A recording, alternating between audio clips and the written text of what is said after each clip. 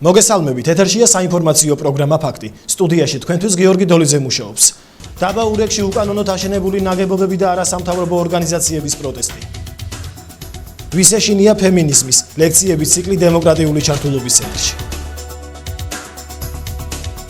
ლეიბორისტული პარტია მოქალაქეებს ქუჩის აქციებისკენ მოუწოდებს. დაბა ურეკში არასამთავრობო ორგანიზაციის საინიციატივო ჯგუფის ორგანიზებით აქცია მოეწყო. აქცია საქართველოში მყოფი უცხოელი არასამთავრობოები შემოუერთდნენ. ურეკის საინიციატივო ჯგუფის მიერ ორგანიზებული აქციის მოთხოვნა ერთ კონკრეტულ საკითხს, კერძოდ კი დაბა ურეკის სანაპირო ზოლში არსებულ უკანონო შენობა ნაგებობებს უკავშირდებოდა. ურეკი ყველასია. ამ სლოგანით და ტრანსპარანტებით გამოსულ აქტივისტებს საქართველოს მწვანეები და სომხეთიდან სტუმრად ჩამოსული არასამთავრობო ორგანიზაციის წევრები შეუერთდნენ. დღევანდელი აქციის მიზეზია უკანონო შენობა ნაგებობები ურეკში, რომელიც კანონს ეწინააღმდეგება, მაგრამ რატომ ხდება აქამდე არ ვიცი, რატომ არ შეაჩერეს ეს და შეჩერდეს ეს და აღებული იქნას, რომელიც გაკეთებული ისიც და აღარ მოხდეს შემდეგში უკანონო შენებლობები პლაჟზე მოქმედება ხელოვნური ადამიანების მიერ თვითნებურად. ამ დროისთვის საჯარო სივრცეები ურეკში არის პრივატიზირებული და შესაბამისად ესეთი სოლიდარობის გამოხატვა არის ძალიან მნიშვნელოვანი. აქციონერების გამოჩენას ადგილობრივი მოსახლეობა და დამსვენებლებიც გამოეხმაურნენ. აღნიშნეს, რომ მათთვისაც ასევე პრობლემას წარმოადგენს გადაკეტილი ზღვისპირა სკვერები და მასში განთავსებული ფასიანი ავტოსადგომები. და დღეს შემოვიდა საკასოპარატით დამხდა ბიჭი. ახლა გადაიხადე ფული, მეოთხე რამდენი 2 ლარი. მე არ ვიცი ეს ვინ დააწესა, საიდან რა მოიგონეს ეს, ნამდვილად მე მაგალითად აღარ შემოვალ რაღაცა და არც ჩემნაირი დამსვენებელი არ შემოვა რომ გადაიხადოს ფული. ჩვენი ტყე-პარკი როგორც ქონდა ჩვენ საკუთრებაში დააუბრუნდეს სახელმწიფოს მოსახლეობის სარგებლობისთვის. ზღვის წყალსატევების მდინარეთა ნაპირების რეგულირების სანაპირო დაცვის საქართველოს კანონის მე-9 მუხლის მე-3 ქვეპუნქტის თანახმად პლაჟის გამოყენება სამკურნალო და რეკრეაციული ზონით არ იზღუდება. მისი გამიჯვნა კი დაუშვებელია. აღნიშნული პუნქტის დაუკმაყოფილებლობის შემთხვევაში აქტივისტები მშვიდობიანი აქციების გაგრძელებას აპირებენ. ქალის როლი საზოგადოების ცხოვრებაში. ამ თემასთან დაკავშირებით ოზურგეთის დემოკრატიული ჩართულობის ცენტრში 6 ლექცია ჩატარდება. პირველი ლექცია პროფესორმა ლელა გაფრინდაშვილმა წაიკითხა. ფემინიზმი, ქალთა უფლებები და მოვალეობები, ქალის როლი საზოგადოებრივ და პოლიტიკურ ცხოვრებაში და გენდერული ბალანსი. ეს იყო საკითხები, რომელთა შესახებაც დღეს დემოკრატიული ჩართულობის ცენტრში მსჯელობდნენ. ჰაინრიხ ბიოლის ფონდის მიერ ორგანიზებული ლექციების ციკლის პირველი სემინარი ივანე ჯავახიშვილის სახელობის უნივერსიტეტის პროფესორმა ლელა გაფრინდაშვილმა წაიკითხა. ლექციაზე საუბარი იყო ქალის როლზე, რომელიც გაფრინდაშვილმა განმანათლებლების ეპოქიდან მიმოიხილა და ცნობილი მოღვაწეების ნააზრევი გააცნო საზოგადოებას.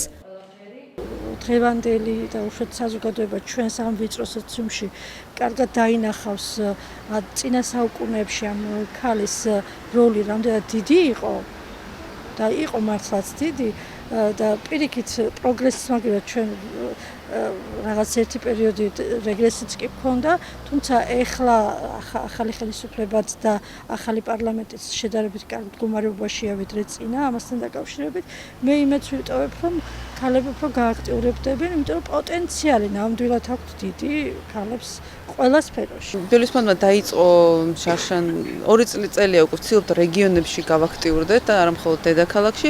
წელს პროექტი განხორციელდება ოზურგეთში და ასევე ქუთაისში. და დაგეგმილი გვაქვს 6 ლექცია, 6 სალექციო ციკლია, რომლებსაც წაიკითხავენ სხვადასხვა ექსპერტები, აქტივისტები, ხელოვნები თემის მიხედვით. ჰაინრიხ ბიოლის ფონდის მიერ ორგანიზებული ლექციების მეორე მოსმენა 9 ივლისს არის დაგეგმილი. შალვა ნათელაშვილის განცხადებით, თუკი საპრეზიდენტო არჩევნები არათანაბარ პირობებში ჩატარდება, ლეიბორისტული პარტია მოქალაქეებს ქუჩის აქციებისკენ მოუწოდებს. მისი განმარტებით საქართველოს არჩევანი ორ ბანაკს, ვარდების რევოლუციის შვილებსა და ჭეშმარიტ ოპოზიციას შორის უნდა გააკეთოს. ნათელაშვილი ამბობს, რომ ზაფხულის პერიოდს იგი რეგიონებში მოსახლეობასთან შეხვედრებისთვის გამოიყენებს.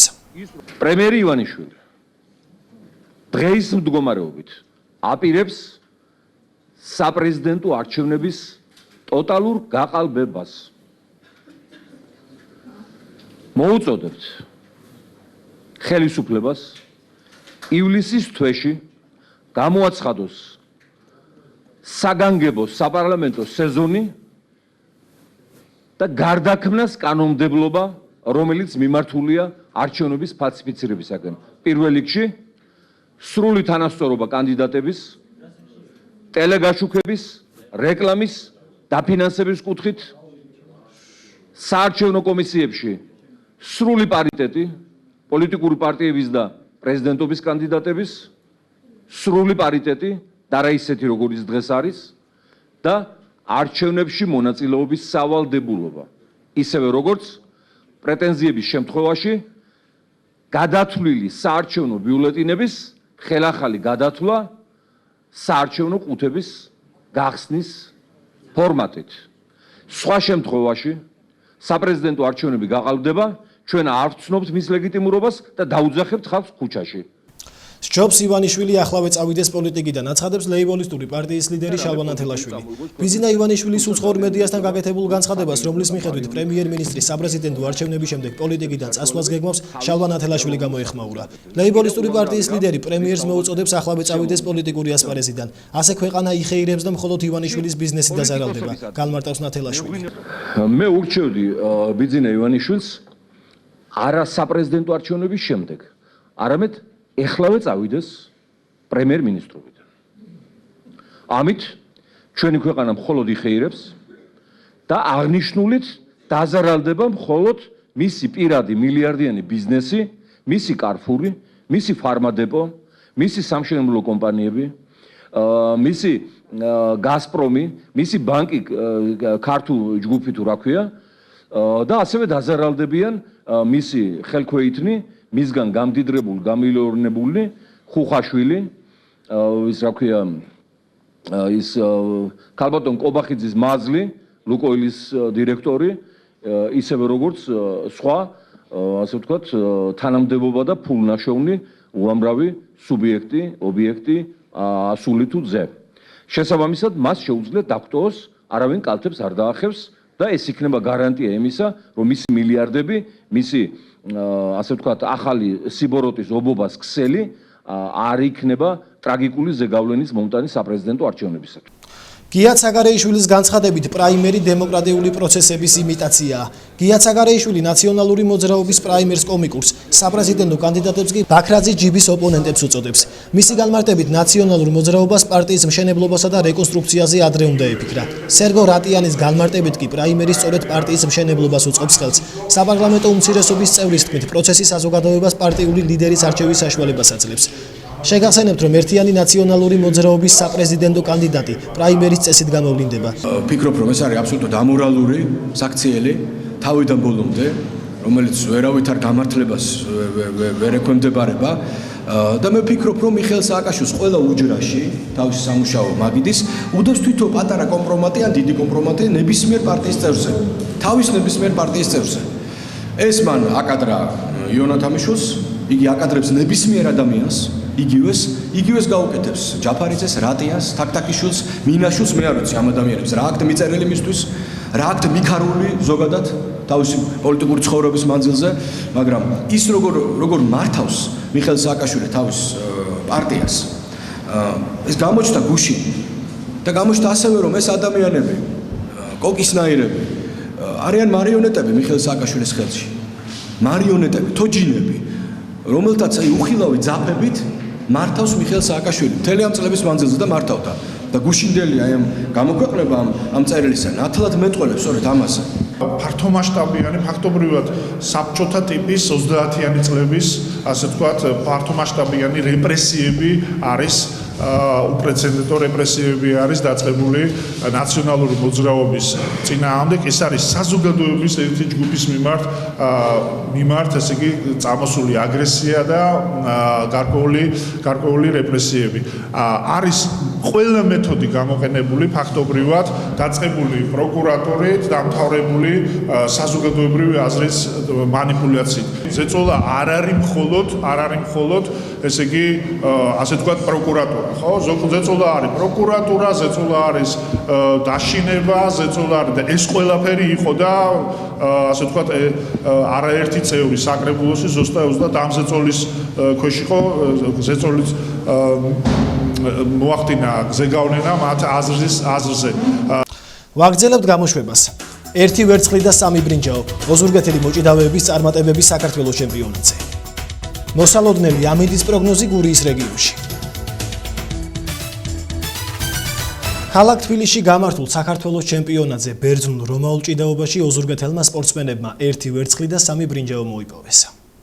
ბერძნულ რომაული სტილით მოჭიდავე ოზურგეთელი ფალავნების გასვლა ქალაქ თბილისში გამართულ ჩემპიონატზე წარმატებული აღმოჩნდა.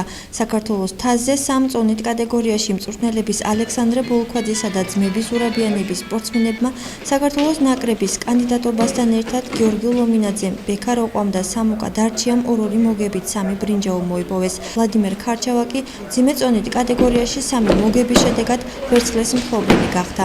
ოზურგეთიდან ვიყავით წასულები საქართველოს ჩემპიონატზე თბილისში. გამოდიოდი 55 კილოგრამ წონის კატეგორიაში. ჩავატარე ზუსტად 3 შეხვედრა, რომელიც 2 მოვიგე, 1 წავაგე და გავედი მესამე ადგილზე. დაკმაყოფილი არა ვარ, მაგრამ შევეცდები მომავალში გავაუმჯობესო და დავიკავო პირველი ადგილი. ჩავატარე 5 შეხვედრა, მაგალითად მოვიგე 3, მოვიგე თბილისის წარმომადგენელს, რუსთავის წარმომადგენელს. მომიგო ოზურგეთის წარმომადგენელმა ვლადიმერ ქარჩავა. ამჟამად ჩემი თავით მაყოფილია, მაგრამ აუცილებელია შეჯერგის გაუმჯობესება. აუცილებლად ვაპირებ, რომ გავაუმჯობესო შემდეგ ჩემპიონატებს. მაყოფილი როგორ არ უნდა ავიყოთ ახლა ქართულ ჭიდაობას მოგეხსენებათ, როგორი კონკურენცია არის და ეს არის თავდაუზოგადავი ბრძოლა მართლაც ჩვენი მწვრთნელების. ჯერავს რომ ეს ბავშვები ახლა დღეს მესამე ადგილები აიღებს, მალე ჩემპიონებად მოგვევლინება. საქართველოს ჩემპიონატზე ბერძნულ რომაული სტილით ჭიდაობაში წესების შეცვლა მოხდა. ჯიბრი ჩატარდა ახალი წესებით, რომელსაც ფილა ჯერჯერობით ამუშავებს, კიდე არ არის დამუშავებული და ამ წესებით მოხდა ცვლილებები, ადრე იყო რაუნდებში დანკულები არ გადადიოდა მეორე რაუნდში, ახლა პირველ რაუნდში მოპოვებული ქულა გადადის და საერთო ჯამში მოპოვებული ქულით ვლინდება გამარჯვებული და კიდე არის ქულების შეფასებებშიც არის ბევრი ცვლილებები, უფრო ეფექტური ჭიდაობა ხდება. საქართველოს ნაკრების წევრები აქტიურ ვარჯიშს განაგრძობენ. მალე კი სარწმუნოებელ შესაკრებ ვარჯიშებს კურორტ ბაკურიანში გაივლიან. ახლა ჩვენს ეთერში ამინდის პროგნოზის დროა, რომელსაც ნათია მუქერია გაგაცნობდა.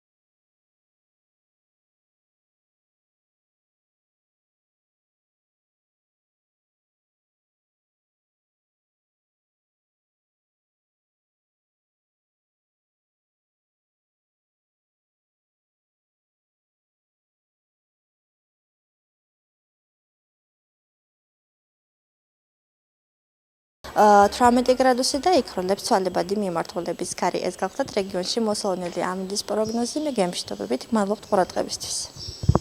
რეგიონში მოსალოდნელი ამინდის პროგნოზი ნათია მუქერიამ გაგაცნოთ. დღევანდელი საინფორმაციო გამოშვება დასრულებულია. მადლობთ რომ გვიყურეთ და დარჩით ჩვენს არხზე. მე ახალი ამბებით ხვალ დაგიბრუნდებით. კარგად ბრძანდებოდეთ.